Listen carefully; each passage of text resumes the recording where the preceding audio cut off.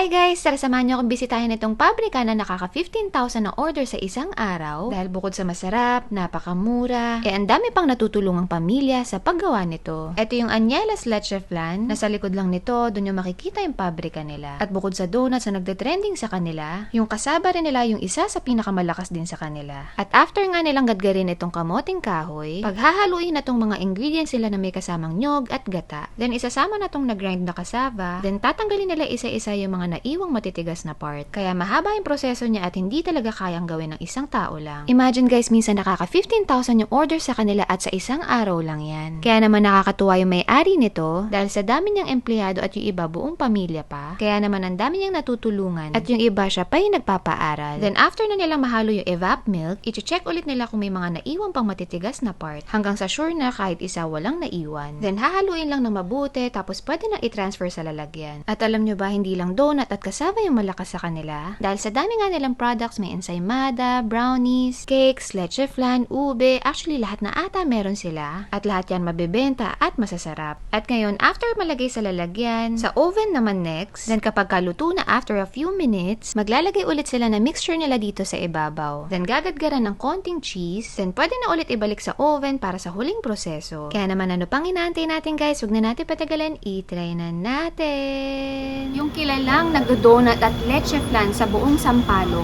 merong ginagawang kasaba ngayon. At sobrang lakas nila, nakaka 5,000 sila minsan na, at minsan, meron pang 15,000 orders. Sa October 4 tsaka 5, merong order sa kanilang 15,000. Imagine. So ngayon, itry natin yung kasaba rin.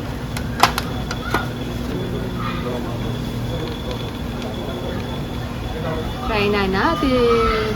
Yan. Bagong luto lang to. Mainit-init pa.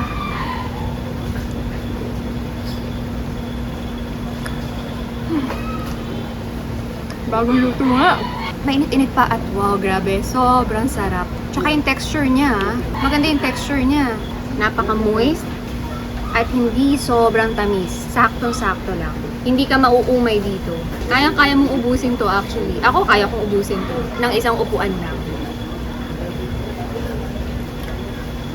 At imagine guys, 60 pesos lang to. Para sa sarap nito, 60 pesos lang. Imagine. So yun lang guys, share ko lang. Sana natakam kayo sa video natin for today. At kung nagustuhan nyo, paki-like na lang. And don't forget to share this to your friends. Thank you for watching. Bye! Mwah!